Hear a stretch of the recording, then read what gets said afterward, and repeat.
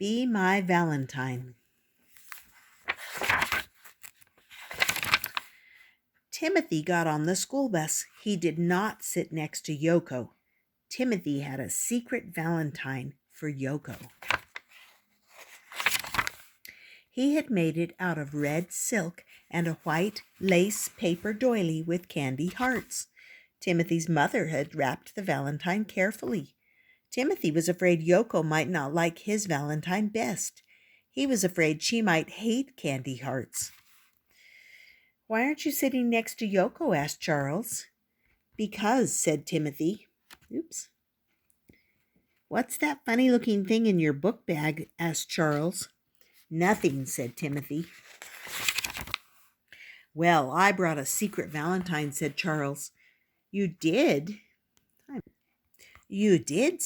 asked Timothy. "Oh, yes," said Charles. "I put red-hot zingers and fruity zappers on my secret valentine, but she will never guess who it is from." "You must be so scared to tell her," said Timothy. "Oh, yes," said Charles. Who is yours for?" asked Charles. "Yoko," Timothy whispered. "Who is yours for?" "Lily," said Charles.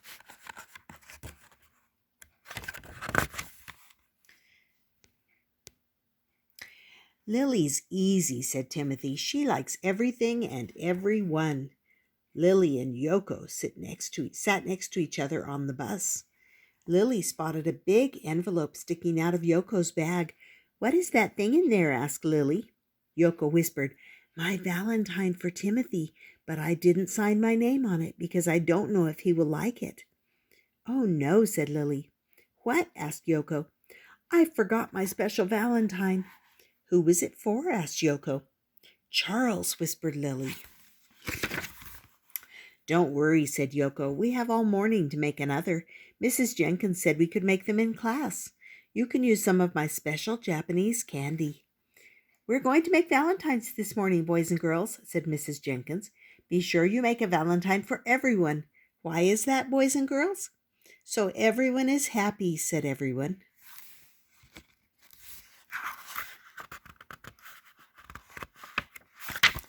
"And no one's feelings are hurt," said Mrs. Jenkins. "When we are finished, we will put the valentines in each person's cubby." Timothy whispered to Charles, "Will you take my valentine for Yoko so she doesn't see me putting it in her cubby?" "Yes," said Charles. "I'll do the same with your valentine for Lily," said Timothy. Timothy said to Charles, "Oh, I know someone we forgot." "You do?" said Charles. "Yes, we need to make another valentine right away," said Timothy.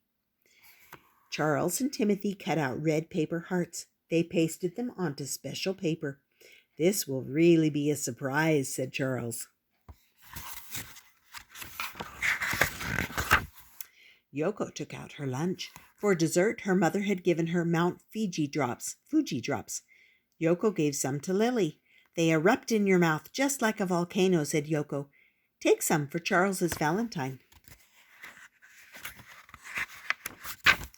Lily drew trucks all over Charles's valentine. She sprinkled gold glitter on it and glued some Japanese candy to the edges. "Will you please put the valentines in the cubbies, Lily?" Yoko asked. "Of course," said Lily. Lily stood in front of the cubbies. "I can't really read yet," she whispered. "I wonder which one says Charles. What letter does Charles begin with? Any one of them could say Charles." Lily looked at the names on the cubbies. "I think this is the right one." "Yoko, take this," said Charles. "It's super secret." "Oh," said Yoko. She added Mount Fuji drops to the secret valentine. Lily added some glitter. "This is a wonderful surprise," said Yoko. Charles opened his valentine. "Trucks and gold glitter," he said. "I love trucks. This must be from Lily." Yoko opened her valentine. "Oh," she said, "red silk and white lace. How pretty. This must be from Timothy."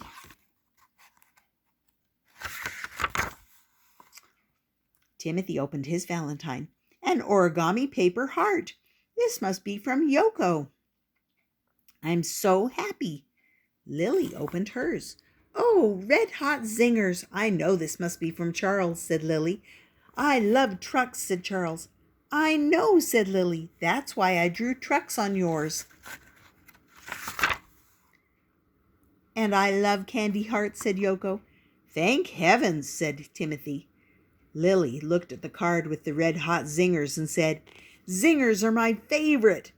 I'm so glad, said Charles. Does everyone have all their valentines? Asked Mrs. Jenkins. Yes, Mrs. Jenkins, answered the whole class. That's strange. There's one valentine here, said Mrs. Jenkins. There's no name on it. Open it, said the class.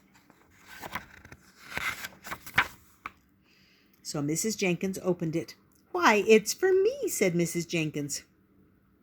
Origami paper, Mount Fuji drops, candy hearts, and glitter. All my favorite things, said Mrs. Jenkins. Happy Valentine's Day, Mrs. Jenkins, said the class. And happy Valentine's Day to you, said Mrs. Jenkins. On the school bus home, Timothy sat next to Yoko. Timothy took off his sweater. You've pinned my origami heart to your pocket, said Yoko. It's the most beautiful heart I've ever seen, said Timothy. Timothy, you don't have to worry, said Yoko. No matter what kind of candy you glue on, it's the thought behind the Valentine that counts. Whoops, would you like a Mount Fuji drop? I'll trade you for a candy heart, said Timothy.